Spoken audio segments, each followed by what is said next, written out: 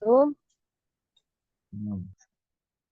selamat pagi Bapak dan teman-teman semua. Saya Murama Saida akan mempresentasikan abstrak saya yang bertema Waste to Energy dengan judul Optimalisasi Sampah sebagai Energi Terbarukan, Solusi Alternatif Pengurangan Polusi dan Ketahanan Energi. Eh, jadi yang pertama, kenapa yang dipilih itu sampah? Berdasarkan data dari KLHK, dari 32.627.394,88 ton per tahun sampah yang dihasilkan di Indonesia, masih terdapat 40,43% sampah yang tidak terkelola. Jika terus menumpuk dan tidak dikelola dengan baik, akan menimbulkan dampak negatif bagi lingkungan, kesehatan, dan ekonomi. Dan eh, pastinya setiap sumber energi terbarukan itu punya cara uniknya masing-masing untuk berubah menjadi energi tanpa menimbulkan emisi karbon. Uh, dan kenapa sampahnya tuh diubah menjadi energi? Jadi kita juga akan mencapai tujuan utama SDGs 3, yaitu tiga target utamanya ada memastikan akses universal terhadap layanan energi yang terjangkau, andal, dan modern, meningkatkan secara signifikan porsi energi terbarukan dalam baruan energi global, menggandakan tingkat peningkatan efisiensi energi global. Selain itu, energi saat ini yang digunakan di Indonesia juga, Indonesia itu masih cenderung bergantung pada energi fosil yang berdampak buruk bagi lingkungan, kesehatan, dan keberagaman hayati. Nah, jadi bagaimana cara metode pengolahan sampah menjadi energi ini? Pada dasarnya ada 5 metode pengolahan sampah menjadi energi, yaitu penggunaan biomasa, insinerasi, gasifikasi, pirolisis, dan fermentasi anaerobik. Yang pertama adalah penggunaan biomasa. Mungkin ini sudah banyak terdengar, sudah banyak dibahas juga. Biomasa itu seperti sisa tanaman, kayu, atau limbah pertanian dapat digunakan untuk menghasilkan energi melalui pembakaran langsung atau konversi menjadi bahan bakar cair dan gas. Kemudian ada insinerasi dan gasifikasi. Insinerasi itu singkatnya adalah pembakaran sampah untuk energi. Jadi sampah dibakar pada suhu 850 sampai 1200 derajat Celcius dengan oksigen yang cukup. Energi panas yang dihasilkan digunakan untuk menggerakkan turbin yang menghasilkan listrik. Gas hasil pembakaran disaring sebelum dilepaskan ke udara agar tidak menimbulkan emisi gas karbon. Kemudian selanjutnya ada metode gasifikasi. Gasifikasi itu singkatnya adalah mengubah sampah menjadi gas bahan bakar atau syngas. Uh, jadi proses gasifikasi itu pertama sampah dipanaskan pada suhu 800 sampai 1200 derajat Celcius dengan sedikit oksigen atau uap air. Kemudian sampah tidak dibakar langsung, tidak seperti insinerasi yang langsung dibakar, tapi pada proses gasifikasi sampah diubah dulu menjadi syngas, yaitu campuran karbon monoksida, hidrogen, dan metana. Syngas bisa digunakan sebagai bahan bakar untuk listrik atau bahan baku pembuatan bahan bakar cair. Nah, kelebihan dari gasifikasi ini dia lebih sedikit emisi dibandingkan insinerasi karena insinerasi sampahnya langsung dibakar dan gasifikasi ini juga dapat mengolah berbagai jenis sampah termasuk plastik dan biomasa. Kemudian selanjutnya ada pirolisis. Pirolisis ini pada singkatnya adalah proses penguraian sampah pada suhu tinggi tanpa oksigen untuk menghasilkan minyak, gas, dan karbon padat. Pirolisis ini prosesnya pertama sampah dipanaskan pada suhu 300 sampai 600 derajat Celcius tanpa oksigen. Kemudian terjadi pemecahan molekul organik menjadi biooil, yaitu minyak pirolisis bisa digunakan sebagai bahan bakar. Gas pirolisis seperti karbon monoksida, hidrogen, metana bisa dibakar untuk energi. Kemudian ada cara atau arang karbon yang bisa digunakan sebagai pupuk atau bahan bakar padat. Kelebihan dari pirolisis ini dia tidak menghasilkan polusi udara berlebih, produk yang dihasilkan memiliki nilai ekonomi tinggi dan dapat mengolah plastik menjadi bahan bakar juga.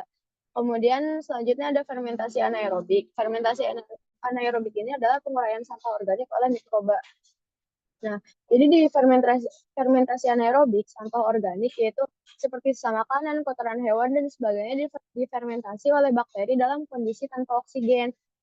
Kemudian sampah tersebut menghasilkan biogas yang kaya metana yang bisa digunakan sebagai bahan bakar. Hasil sampingnya dapat berupa pupuk organik. Jadi selain menghasilkan biogas dari fermentasi anaerobik ini juga bisa menghasilkan pupuk organik. Kelebihan dari fermentasi anaerobik ini, teknologinya murah dan mudah diterapkan, mengurangi pencemaran lingkungan dari limbah organik, dan pupuk yang dihasilkan bisa digunakan kembali dalam pertanian. Nah, jadi manfaat energi terbarukan ini adalah bisa mengurangi polusi udara, menambah variasi sumber energi, dan membuat pasokan energi lebih aman. Maksudnya menambah variasi sumber energi di sini adalah kita nggak terus-terusan bergantung pada bahan bakar fosil. Jadi bahan bakar fosil kan tidak berkelanjutan. Jadi jika kita membutuhkan energi yang lebih, sedangkan bahan bakar fosil uh, tidak seimbang, uh, apa namanya, antara ketersediaan bahan bakar fosil dan kebutuhan energi itu tidak seimbang. Makanya kita harus menambah variasi sumber energi yang lebih berkelanjutan dan lebih ramah lingkungan. Di sisi lain, bahan bakar fosil juga tidak ramah lingkungan dan membuat pasokan energi yang lebih aman. Nah, ini adalah renewable energy is key to a sustainable future. By adopting this technology, we can reduce our dependence on fossil fuels and protect the environment for future generation. Terima kasih. Sekian dari saya. Terima kasih bagi yang ingin bertanya, dipersilakan. Baik, terima kasih Om. Jika ada yang bertanya, silakan raise hand. Ada yang mau bertanya?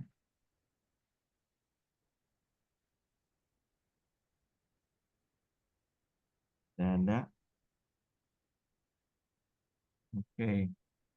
Kalau tidak ada, saya bertanya Om. Halo. Baik, Pak. Iya, Pak. Sampah apa yang kamu lebih angkat di sini? Semua sampah kah? Atau bagaimana? Coba lihat latar belakangnya.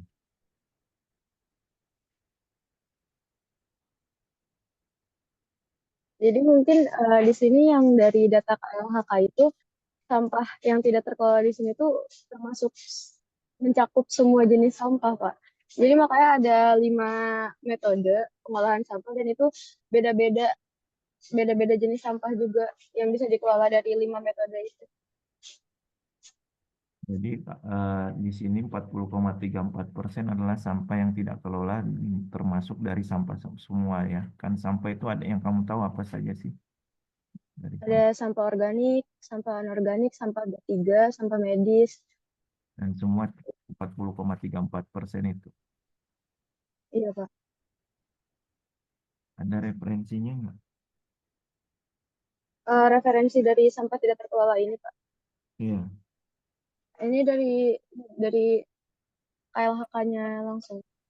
Dari, Dan, dari data KLHK. dan tidak spesifik sampahnya apa. Iya, tidak spesifik, Pak. Oke. Kemudian dari metode yang kamu gunakan, tadi tujuanmu apa? Untuk menghasilkan energi yang terbarukan, yang berkelanjutan juga. Dari yang sampah tidak dikelola. Iya, Pak. Nah, terus di metodenya,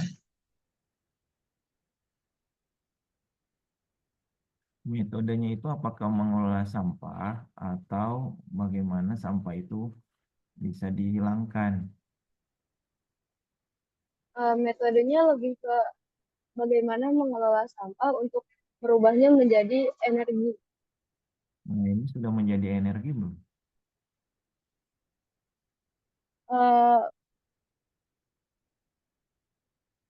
Lebih ke apa ya? Jadi bahan bakunya sampahnya itu. Di judulnya ungu itu ada disebut optimalisasi sampah sebagai energi, solusi pengurangan polusi dan ketahanan energi. Tapi judulnya ungu itu kan waste to energy ya. Jadi artinya Iya, goalnya Pak. kan membentuk energi ya. Iya. Nah ini kira-kira dari metode-metode dari yang di ungu sampaikan, dia menghasilkan energi apa? Dia menghasilkan energi, Pak. Nggak tahu energinya apa. Energinya kalau misalnya tadi di inspirasi misalnya sampahnya kan menggerakkan turbin. Nah, turbinnya itu udah menghasilkan listrik. Jadi uap sampahnya itu digunakan untuk menggerakkan turbin yang menghasilkan listrik. Kalau gasifikasi itu energinya itu berupa syngas. yang Kalau digunakan bisa sebagai bahan contohnya bakar. seperti apa coba contohnya? Dari metode kamu bisa menghasilkan energi. Kalau insinerasi itu di Bantar Gebang sebenarnya udah ada penerapannya. Bukan lokasinya, tapi proses. Oh Kamu kan kimia kan? iya Ya, Pak. dan bagaimana cara membuatnya dari menjadi proses, kemudian jadi energi.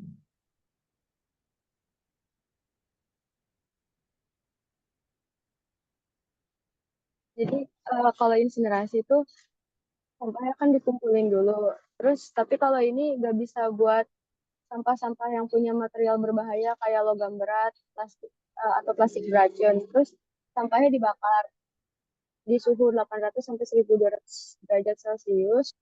Eh, Kemudian sampahnya kan yang menghasilkan panas tinggi ini mengubah air dalam boiler. Jadi dia manasin air dulu buat menghasilkan uap. Kemudian uapnya digunakan untuk menggerakkan turbin.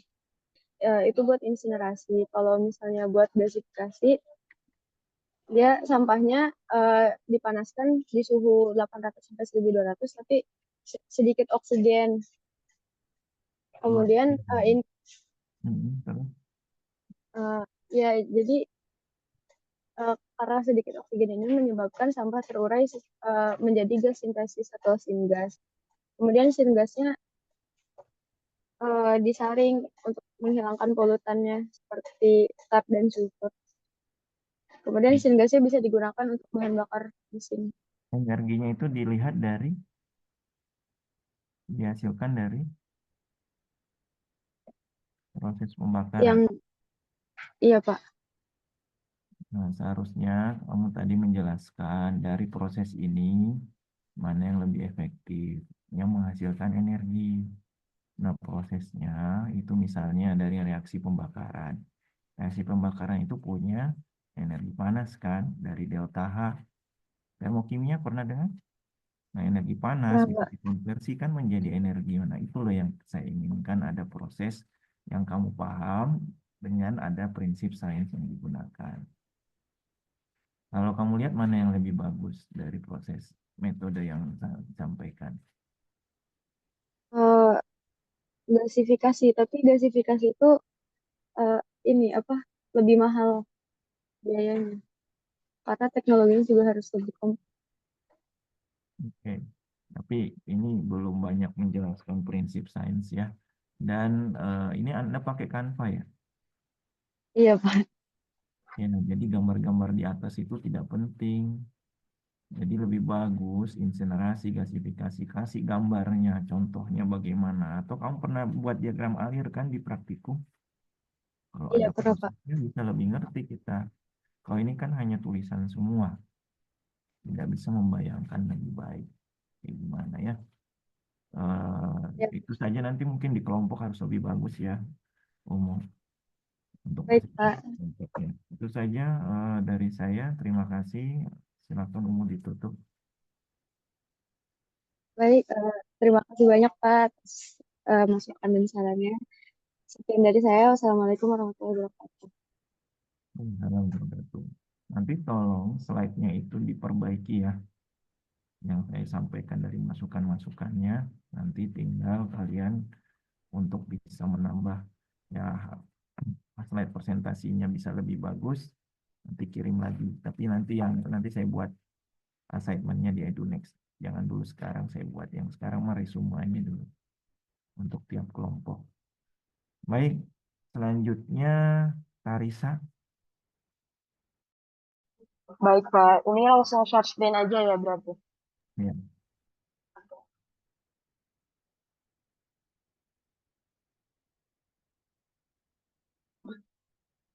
Sudah terlihat belum slide-nya?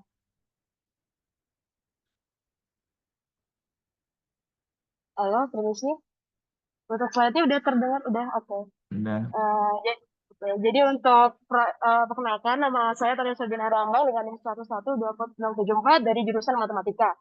Untuk proyek kali ini, saya lumayan excited lah untuk membuatnya, yaitu namanya Navi Gajah. Sudah Navi Gajah itu apa gitu? Kalau misalnya di abstrak, saya menuliskannya biar formal gitu ya.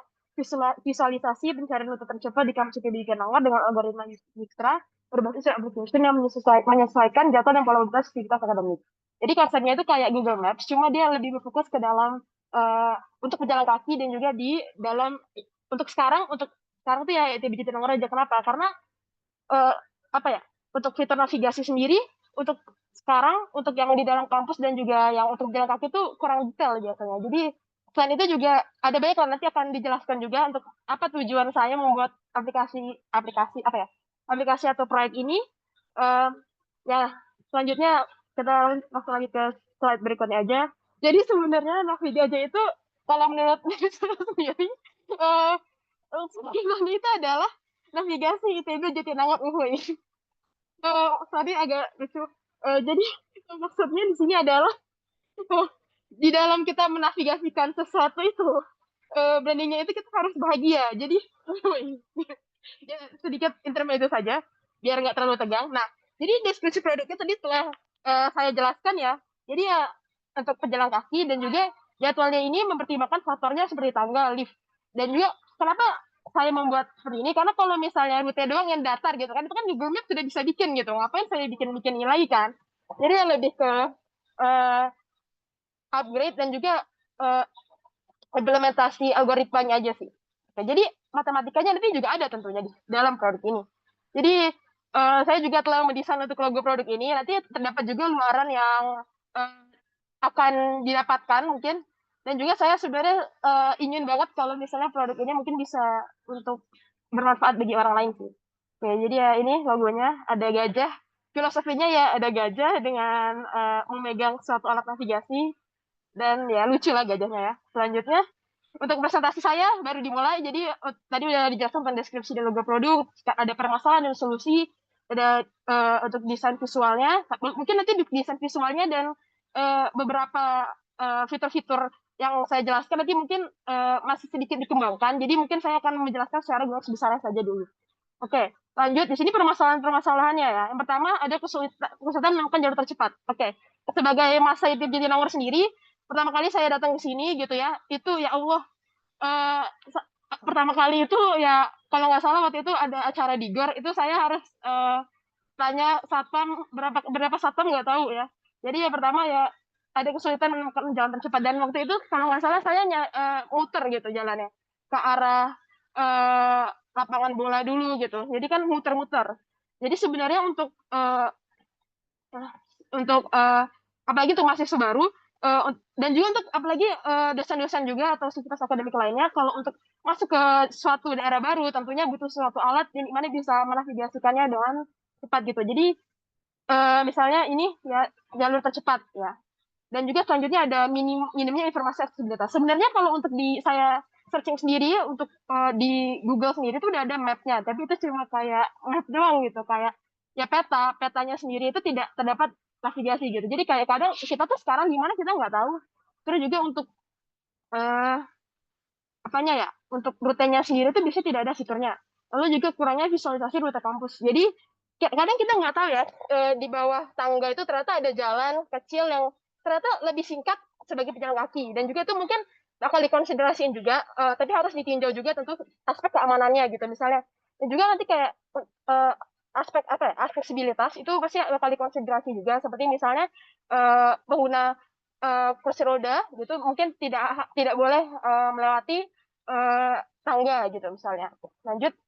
Lalu nih solusinya. Jadi ini ada visualisasi. Ya, ada orang ya aplikasi navigasi ini akan mengklasifikasikan rute untuk aksesibilitas, untuk memberikan opsi jalan lebih ramah, terus juga ada penyesuaian rute sesuai dengan jadwal kuliah. Jadi salah satu fitur yang pengen saya implementasikan juga di sini adalah, jadi misalnya nih saya punya jadwal. Misalnya jadwal saya ini adalah GKU 1 ruangan lantai 3 K9676. Lalu setelah itu saya harus ke kelas di GKU 3 misalnya K3201. Lalu saya mau ke kelas ke asrama gitu misalnya mau ngapain. Jadi nanti si aplikasi ini akan memberikan rute tercepat dari 3 titik tersebut gitu.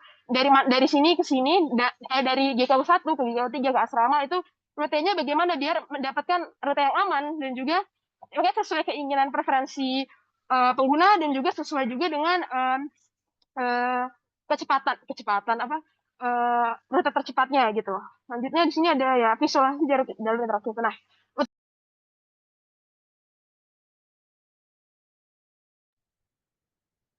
Terus,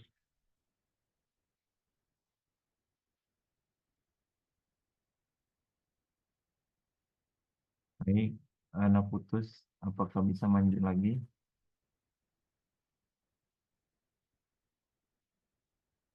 Kalau nggak ada, saya coba ke Audrey. aduh, mohon maaf saya terlempar. Ini nanti lupa dijadwalkan lagi atau dilanjutkan saja Oh, ya, Kak? masih bisa, Mangga. Silakan Karisa. Masih bisa, oke. Izin untuk melanjutkan. Untuk share co-hostnya juga, Pak. Mohon maaf. Kamu juga jangan terburu-buru juga, tapi langsung make to the point ya. Baik, Pak. Udah, karena akan mengurangi nilainya. Oke, mohon maaf atas kebertele-teleannya dan keberlalutannya. Selanjutnya, ya tadi sudah dibilang, langsung saja lanjut ke desain produknya. Jadi ini mungkin masih, jadi ada fitur search tentunya. Terus juga ada map-nya, ini saya buat contohnya ini di satu titik aja. Di satu titik. Jadi nanti dari node-node itu ada kayak GKU1, GKU3, dan GKU1 itu sendiri ada nodes lagi. Untuk nodes itu apa? Langsung aja lah ke konsep matematikanya ya. Jadi ada konsep di kombinatorika, itu namanya ada teori graf. Jadi graf itu apa? Struktur matematika dari titik node yang terhubung dengan garis. Jadi kayak misalnya, contohnya, langsung ke contoh aja lah ya. Ini, misalnya kita ke unsur kimia dulu. Itu kan pasti ada ikatan antara oksigen dengan H2N gitu misalnya. Nah, jadi O itu punya O dan juga misalnya apa ini ke H2N gitu misalnya. Itu berarti dia ada suatu bobot. Nah, bobot tadi ada nodes dan juga ada yang namanya nih nodes dan juga edge. Jadi nodes itu simpul.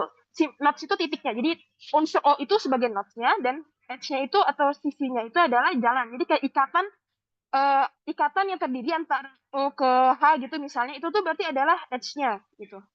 Nah, kita weight bobot. Jadi bobotnya itu tuh berarti kalau kita lihat ya kayak ada yang double bond, ada yang single bond. Nah, itu namanya bobot.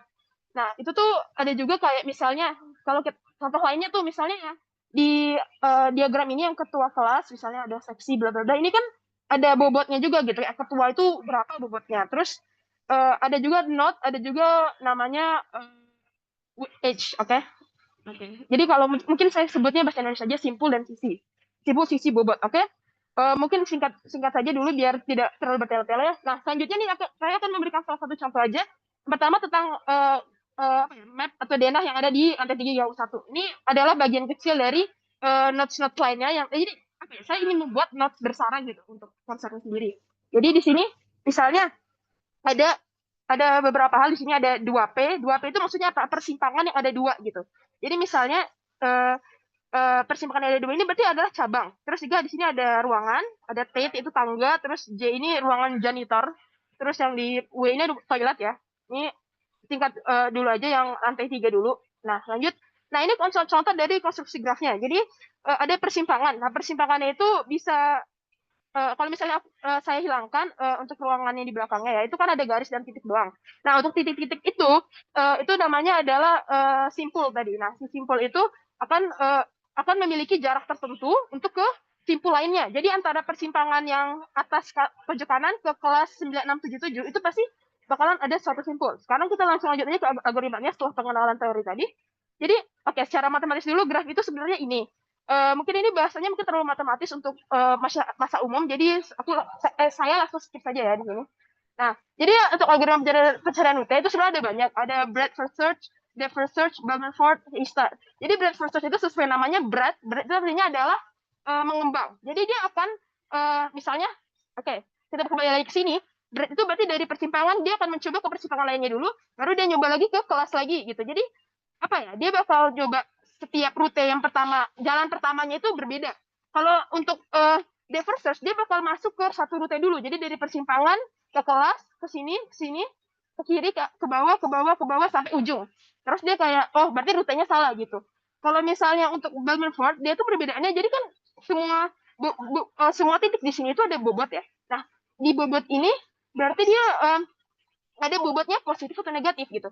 untuk Bellman-Ford sendiri di sini bobot yang digunakan itu bobot negatif, dan menurut saya penggunaan bobot di dalam aplikasi yang saya buat ini itu lebih cocok untuk digunakan dengan bobot yang positif saja, karena ya apapun rute yang kita ambil pasti kan ada jarak dan waktunya yang positif gitu loh. Dan juga untuk A-Star ini, A-Star itu mirip sama Breadfruit, cuma ya lebih dioptimalisasiin aja. Nah, tapi yang saya gunakan di sini adalah algoritma Dijkstra. Apa perbedaannya? Dia mirip juga dengan Breadfruit. Kalau Breadfruit itu dia bobotnya itu direpresentasikan oleh banyaknya sisi. Sedangkan kalau untuk algoritma Dijkstranya itu lebih merepresentasikan panjang dan jaraknya. Jadi sesuai dengan apa yang saya inginkan dalam proyek ini, yaitu kan suatu jarak antar titik itu. Jadi saya akannya menggunakan algoritma ini. Lalu ini misalnya ya, ini ada contoh kasus misalnya. Saya ingin mengambil jalan dari titik 1 ke 5. Oke, pertama kita cek dulu 1 ke 2, 1 ke 1 dulu, 0. 1 ke 2 itu 3. 1 ke 3 itu tak hingga. Kenapa tak hingga? Karena tidak ada rute yang secara langsung dari 1 ke 3 gitu. Adanya 1, 2, 3. Jadi ya, lalu di sini udah nih dari 1, 2 di 1 sendiri yang paling dekat itu yang 1 ke 2. Jadi udah kita ambil 2. Di 2 ini itu ada yang paling rendah itu juga 3. Nah, dari 3 ini kita langsung ke 5 gitu kan ya. Di sini tuh. Jadi 3 tambah 4 7. Jadi rute tercepatnya adalah 1 2 5 gitu. 3 yaitu sebanyak 7 gitu. Ya. Iya benar. Oke. Berarti ini mengapa saya memilih algoritma Dijkstra tadi, yaitu ya menemukan jalur terpendek yang optimal, efisiensi dengan struktur data yang saya gunakan tadi, terus juga cocok dengan graf dengan bobot positif. Lanjutnya di sini, nah ini kan untuk pengeluarannya tadi saya ingin membuat aplikasi berbasis web. Nah di sini ada beberapa tahapan. Kira-kira yang pertama saya harus menyiapkan data-data yang dimana harus saya compile sendiri, bisa dengan menggunakan survei sendiri, yaitu olah ruang, dan mungkin nanti dengan bantuan teman-teman yang lain juga. Terus juga untuk back-end-nya itu nanti adalah bagaimana algoritma tadi, algoritma Dijkstra tadi yang saya compile, nanti akan ada pluginnya juga, NetworkX. Saya compile di Python dan Flash. Nanti selanjutnya akan ada visualisasinya itu dengan front-end saya akan menggunakan kan JavaScript, HTML, CSS gitu. Nah, untuk deployment-nya sendiri nanti bisa mencari suatu website itu bisa di Vercel. Oke, lanjut untuk produk serupa. Di sini ada Google Maps, Waze, Never Maps, kita udah tahu. Tapi pertanyaannya adalah ngapain buat produk baru kan? Nah, seperti saya sudah bilang tadi, kalau kita lihat di sini, tuh untuk dari misalnya saya dari GKU 1 mau ke Gedung D, saya malah dikasih jalan di mana saya harus berangkat dari lewat jalur aspal, kan sebenarnya kurang relevan gitu. Jadi ya itu. Jadi apa yang bikin ini spesial adalah lebih terkhusus pada daerah kapasitas biji nawar, konsiderasi setiap beban itu, setiap aktivitas, terus juga menyesuaikan dengan preferensi pengguna. Jadi intinya ya semangat, kita harus bergerak bersama Nasi Gajah. Terima kasih. Segitu dulu saja. Jika ada yang bertanya silakan ditanyakan. Mohon maaf atas tadi network errornya, dan juga intinya saya mohon maaf karena telah membuang waktu juga sih. Baik. Terima kasih. Ya, biar adil, saya minta ada satu pertanyaan kalau ada. Waktunya juga sudah berlebih sebenarnya. Sudah ada. Oke, kenapa di share screen aja lagi? Karisa, halo. Baik, Pak. Ya. Ada pertanyaan berarti dari audiens. Slide-nya jangan terlalu banyak ya. Kalian cuma 10 menit, harusnya 8 lah slide-nya. Kemarin kan sesuai dengan yang saya bilang. Jadi jangan terlalu banyak dan langsung to the point. Di sini kamu menggunakan metode Dijkstra. Tadi sudah ada kelebihannya. Apakah ini bagian dari graf? Ya, apa ya? Graf itu tuh adalah sebuah konsep yang dimana dalam dalam mengolah Jawabannya graf bagian dari tersebut. graf tidak? Iya. Oke, berarti graf ini dia memiliki banyak algoritma, salah satunya Dijkstra. Halo? Iya. Ya. Jadi algoritma ini salah satunya graf ini memiliki bagiannya salah satunya adalah Dijkstra gitu. Dijkstra adalah salah satu cara dalam mengolah graf untuk membuatnya menjadi sesuatu yang berguna gitu, Pak. Algoritma kan satu langkah atau cara. Iya kayak jadi Gak ada jaringan banget di kita. Kalau putus nyambung terus ya kayak gitu. Pakai data juga gitu. Iya, pakai data juga nggak ada jaringan. Kalau pakai perangkat manapun juga kayak gitu. Oh benar. Benar ya? Ya. Ya, halo, Ya, Pak? ya lanjut. Jadi, oh bukan dari kamu ya tadi. Jiskra ini algoritma dari graf ya.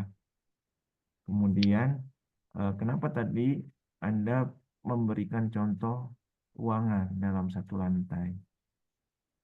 Nah, jadi konsepnya itu kan saya ingin membuat apa ya, lingkupnya itu kan satu ITB Jatinangor.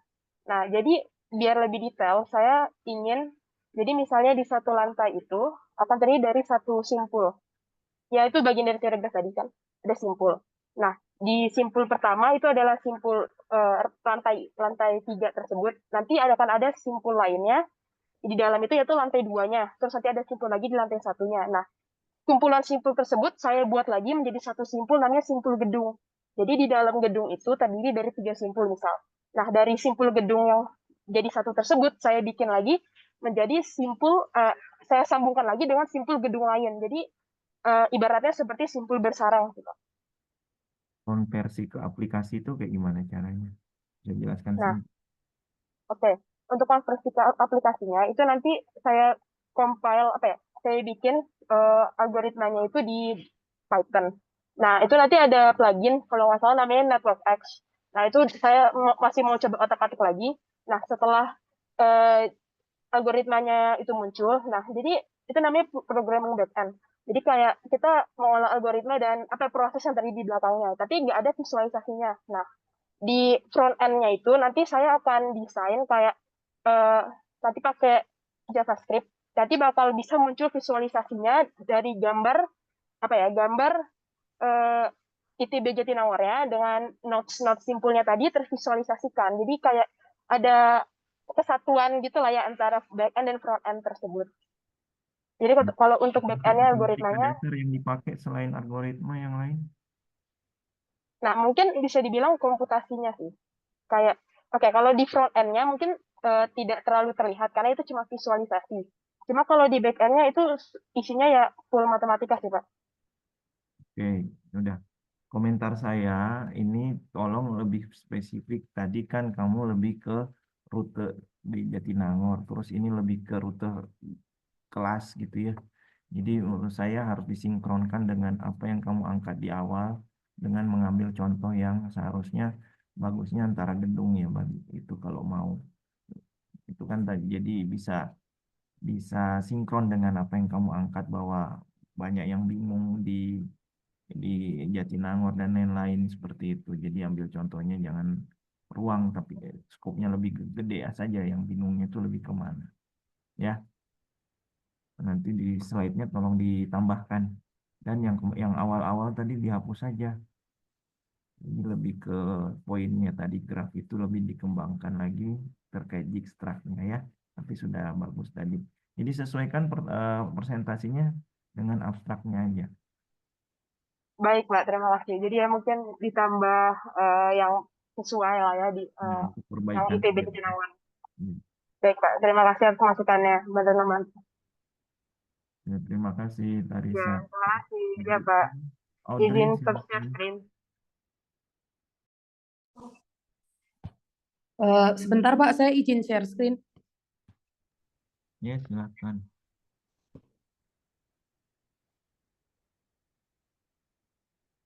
Ya,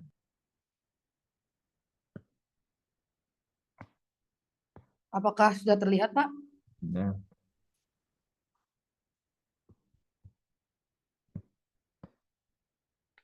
Pertama-tama saya ingin mengucapkan terima kasih atas kesempatan ini. Perkenalkan, nama saya Audrey Adela Senggarko, absen 101-24008. Pada hari ini saya akan menjelaskan mengenai proyek saya yang berjudul penggunaan MadCityMap berbasis PBL untuk meningkatkan kemampuan pemecahan masalah matematis dalam konteks etnomatematika. Pertama-tama saya ingin menjelaskan apa itu MadCityMap. MadCityMap adalah aplikasi yang dikembangkan oleh tim dari Institute of Mathematics and Computer Science Education dari Jerman. MedCityMap itu adalah aplikasi penunjang aktivitas yang berbasis online dan menggunakan GPS. Di dalam aplikasi ini kita akan dihadapkan oleh masalah-masalah nyata dan juga dijelaskan rincian masalah, alat yang digunakan, lalu ada hint untuk membantu memecahkan masalah, lalu juga setelah kita memasukkan jawaban, kita akan diberikan feedback dan juga skor. Nah, latar belakang di sini fokus utama saya adalah untuk anak SMP. Kenapa saya memilih anak SMP adalah karena menurut saya anak SMP sudah belajar tahap belajar yang lebih kompleks.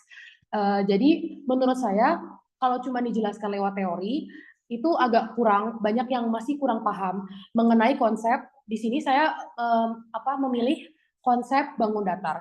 Jadi menurut saya masih banyak yang kurang paham mengenai konsep luas, keliling maupun volume. Makanya MedCityMap menurut saya cocok sekali untuk mereka supaya mereka bisa langsung explore lingkungan mereka dan belajar dari situ. Nah, di sini latar belakang mengapa saya memilih itu adalah karena pertama masih banyak yang kesulitan memahami konsep geometri dan pengukuran, lalu juga masih kurangnya keterlibatan siswa dalam pembelajaran karena merasa bosan, lalu juga belum optimal dalam pemanfaatan lingkungan sekolah.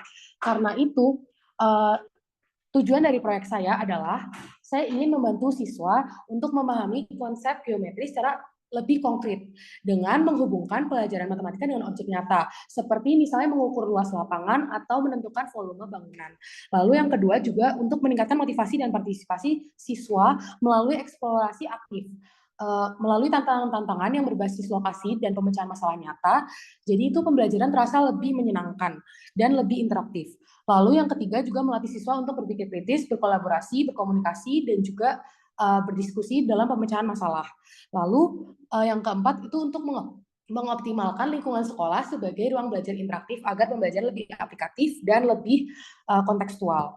Dan di sini prinsip sains yang saya ingin tonjolkan adalah yang pertama yaitu pembelajaran kontekstual, yaitu di mana siswa tuh akan lebih mudah memahami konsep jika mereka mengalaminya secara langsung gitu. Lalu yang kedua ada PBL, yaitu siswa dapat memahami konsep matematika melalui eksplorasi dan pemecahan masalah nyata. Lalu yang ketiga ada cognitive load teori, yaitu siswa dapat lebih memahami materi yang kompleks jika dibantu dengan alat visual dan interaktif. Lalu di sini metode pelaksanaannya, yang pertama saya akan saya merancangnya yaitu yang pertama kita akan survei dulu sekolah yang akan dipilih untuk menentukan lokasi yang relevan dan yang masih membutuhkan. Lalu yang kedua juga kita akan mendesain soal-soal kontekstual, yaitu dengan kita langsung saya sebagai peneliti gitu, saya akan mengukur dan mencoba untuk mengaplikasikannya kepada aplikasi tersebut gitu loh. Apakah memang bisa, dan juga saya yang bikin soal di situ kan. Lalu yang ketiga memberikan tutorial untuk kepada para siswa SMP. Nah, kemudian untuk tahap pelaksanaannya jadi di sini karena konsepnya itu berdiskusi dan juga berkolaborasi, karena itu kita akan membagi siswa ke dalam kelompok kecil untuk saling bekerja sama. Lalu yang ketiga siswa itu akan diarahkan untuk berjalan sesuai rute yang telah dibuat di MedCityMap dan akan mengamati dan menyelesaikan soal-soal yang udah dirancang sebelumnya. Lalu siswa akan mendokumentasikan, mengamati, dan juga berdiskusi secara kolaboratif. Lalu yang ketiga yaitu setelah itu pengerjaan soal dan pengukuran itu akan dilakukan berdasarkan kreativitas dari siswa tersebut. Jadi mereka akan bisa menemukan berbagai cara dalam menyelesaikan masalah secara mereka sendiri gitu, dari mereka sendiri penyelesaiannya. Lalu output yang saya harapkan adalah yang pertama murid tentunya siswa SMP akan diharapkan lebih memahami konsep geometri dan juga pengukuran karena belajar langsung dengan konteks nyata. Lalu partisipasi dan juga antusiasme murid meningkat karena pembelajaran terasa lebih relevan dan menyenangkan. Yang ketiga juga aset sekolah dimanfaatkan secara optimal untuk mendukung proses belajar. Lalu yang keempat, murid mengembangkan keterampilan kolaborasi, berpikir kritis, dan juga literasi digital melalui MedCityMap. Baik, sekian, terima kasih. Apakah ada pertanyaan? Baik, saya buka pertanyaan. Silakan raise hand jika ada. Ini kok nggak ada yang mau bertanya, gitu ya. Yang bertanya itu bisa nanti dapat poinnya juga. Baik, Audrey? Iya, Pak. Oke, Matchmity Map ini sudah pernah ada orang lakukan belum? Kebetulan sudah pernah dilakukan Pak, karena saya sudah searching dan juga download gitu kan untuk gimana sih caranya. Kebetulan udah pernah dilakukan oleh salah satu SMP di Semarang juga. Oke. Terus apa yang kamu mau tawarkan untuk diperbaikan ke depan? Yang saya tawarkan sih untuk lebih mengoptimalisasikan supaya kayak lebih disebarluaskan lagi gitu untuk apa namanya kayak inovasi ini gitu loh, karena kan baru beberapa doang yang baru menjalankan ini. Jadi menurut saya inovasi saya di situnya sih Pak, supaya kayak lebih banyak lagi orang murid-murid yang lebih paham akan materi ini. Dan bentuk pelaksanaan dan lain-lain itu sudah pernah orang lakukan atau belum? Ya sudah pernah dilakukan Pak, ada videonya juga. Coba konsep matematik yang ditawarkan seperti apa? Jadi di sini saya mikirnya baru ke bangun datar sih, karena sebenarnya bisa diimplementasikan ke hal-hal lain seperti misalnya debit, kayak debit sungai gitu-gitu. Tapi takutnya kayak terlalu kompleks. Jadi saat ini saya mikirnya baru kayak luas volume sama kayak jarak gitu. Jadi kayak masih kayak yang kayak persegi atau segitiga gitu-gitu, yang kayak tangga atau lapangan gitu-gitu Pak. Jadi masih simple dulu gitu. Ya misalnya apa kalau bangun datar, jadi kita dikasih tahu ini bangun datar untuk diaplikasikan ke mana, ke bangunan, ke tanah gitu. Iya, misalnya kalau di sekolahan tersebut ada tangga, kita mungkin bisa mengukur kayak tinggi tangga tersebut dan juga berapa sudut elevasinya gitu. Terus misalnya kalau ada lapangan juga kita bisa mengukur luas dan kelilingnya. Lalu kalau misalnya ada kayak pot bunga gitu, kita bisa mengukur kayak berapa sih kelilingnya gitu dan berapa luasnya, terus gitu-gitu Pak. Kalau dari segi aplikasi matematika dasar lebih ke bangun datar ya. Jadi Iya, sejauh ini. kayak aljabar atau algoritma tertentu. Iya, belum sih Pak. Sejauh ini saya baru berpikirnya tentang ke situnya, ke materi geometri gitu. Oke, terakhir bagaimana Anda menyampaikan ke mahasiswa ke siswa SMP ya? Oh, Dengan pertama-tama, menjalankan itu bangun datar yang di Anda oh ya, ajarkan gitu ya, sesuai eh, ini. cara kita menyampaikannya itu kepada Penyampaian. anak-anak SMP itu, saya kepikirannya sih kita buat PPT gitu, PPT yang interaktif gitu Pak. Nah terus di situ kita kayak nanya gitu loh, kayak oh gimana sih gitu. Misalnya kita ada gambar, misal ada bendera gitu, terus kayak oh gimana cara ngitungnya gitu-gitu. Jadi kayak kita ngasih kayak pertanyaan interaktif, tapi yang nggak harus ngitung langsung gitu. Nah jadi gitu. Terus kita kayak ngasih tahu juga kayak oh tujuan saya ke sini tuh ini kayak mau memperkenalkan tentang pembelajaran ini, dan terus dikasih tahu juga tutorialnya kan untuk gimana cara login dan juga masukin kode gitu-gitu dan ngerjain soalnya. Terus nanti juga bisa dari soal tersebut kan ada hint-hint gitu kan, ada kayak apa ya namanya bantuan-bantuan gitu. Nah dari situ kayak maksudnya ya pokoknya pengennya tuh pembelajaran ini tuh untuk interaktif, menyenangkan, dan kayak dari situ bisa si siswanya tuh bisa paham gitu loh. Jadi nggak apa-apa gitu kayak ngelihat hint, karena kan emang kayak bantuan-bantuan itu memang diperlukan ya. Misalnya kayak mau ngukur, misal ada batu gitu kan, batunya kan nggak yang diameternya pasti sama persis gitu. Nah jadi mungkin kita akan nanti saya bilangnya kayak di hint itu ada kayak penjelasannya gitu, kayak oh pakainya yang misal pakai diameter ini atau pakai apa gitu. Nah, jadi di situ tuh kita ngajarin kayak lebih ke arah supaya mereka tuh bisa paham betul kenapa bisa luasnya tuh kayak gitu, rumusnya, dan juga rumus keliling tuh kenapa kayak gitu, rumus volume kenapa kayak gitu gitu Pak. Jadi dari PPT sih saya kepikirannya untuk ngejelasinnya kepada murid-murid gitu. Ya, di perbaikan PPT tolong ditambahkan itu ya. Oh ya, Jadi oke. biar Makasih Pak. juga kebayang bagaimana cara untuk menjelaskan ke anak SMP dalam bidang datar yang sesuai dengan kemampuan mereka. Kalau kita kasih kemampuan mahasiswa ya nggak akan nyampe. Ya, ini Jadi Anda harus lihat juga mereka sudah memberikan bangun datar itu dan memang mudah mempelajari ya dan bisa mengaplikasikan dengan memahaminya juga dulu yang penting. Oh ya, baik. Baik, mungkin yang keempat si Jasmita saya undur ke hari Kamis ya untuk yang per hari nanti peserta pertama. Saya ada evaluasi sedikit karena harusnya ini 4 orang. Tiap hari Selasa pinginnya, cuman ini karena perdana jadi ada yang molor, ada yang cepat juga, dan saya juga pengen kalian juga bisa bertanya ya. Kalau nggak bertanya saya doang yang tanya gitu kan. Jadi kalau dari sisi mahasiswa juga mungkin ada perbedaan. Saya juga pengen tahu pertanyaan dari kalian dari segi mahasiswa, dari apa yang disampaikan oleh teman-teman kalian. Jadi ada 4 hal yang perlu nanti untuk perbaikan ke depan, untuk yang hari Kamis terutama, ntar lagi, dan yang lainnya. Slide itu langsung to the point dan penuhi dengan konten. Jangan penuhi dengan, ya kalau misal kontennya gambar, gambar pun apa namanya, yang sesuai dengan konten, bukan hiasan dari slide. Ya, itu yang pertama. Yang kedua, konsep sainsnya, prinsip sainsnya juga bisa ditambahkan di satu slide. Jadi untuk pembuktiannya gitu atau bagaimana cara mengaplikasikannya, ya, bagaimana cara mengaplikasikannya, kemudian apa yang lebih membuat dia lebih efektif dari parameter. Kemudian yang ketiga, harus relate dengan apa yang Anda lakukan di latar belakang dengan yang ada yang Anda mau jelaskan.